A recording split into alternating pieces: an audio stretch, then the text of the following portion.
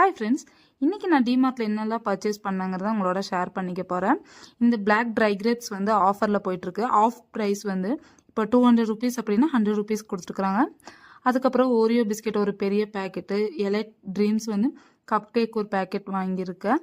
Marigold biscuit, Unibic இது biscuits எல்லாம் என்ன அப்படின்னா 5 ருபீஸ் 7 ருபீஸ் வந்து டிஸ்கவுண்ட் ஆகுது.